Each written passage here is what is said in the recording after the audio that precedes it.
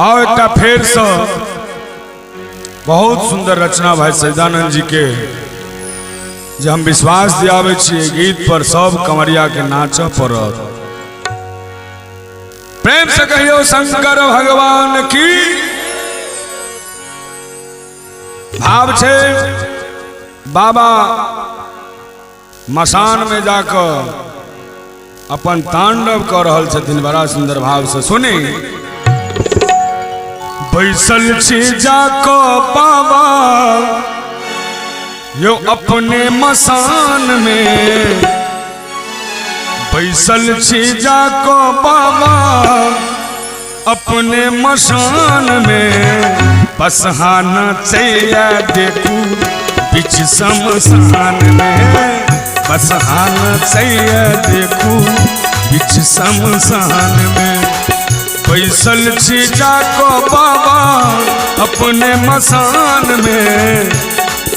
अहू सब हाथ उठा कर कहियो ये। बैसल छी जाको बाबा अपने मसान में। बसहा बसहा बसहा नचैया देखू बिच शमशान में, बसहा नचैया देखू बिच शमशान में है।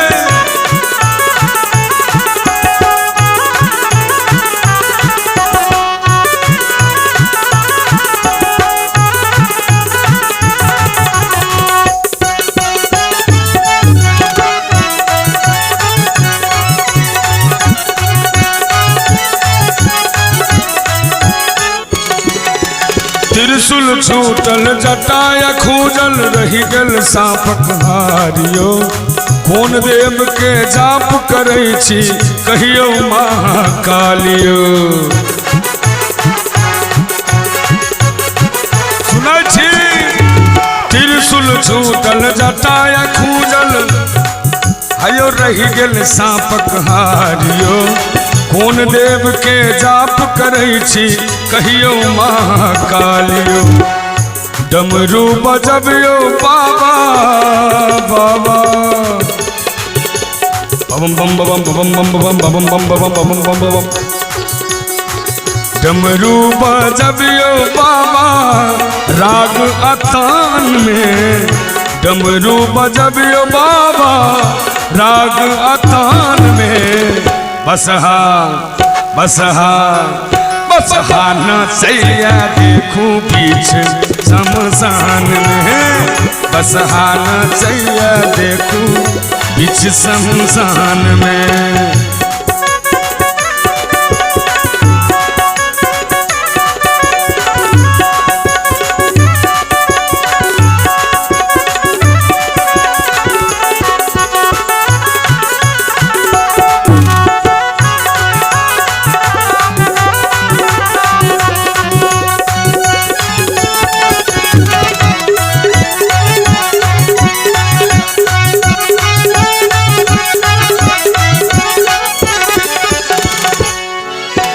कार्तिक गणपति बाट हेरायल अपने धुनी रमौने छी।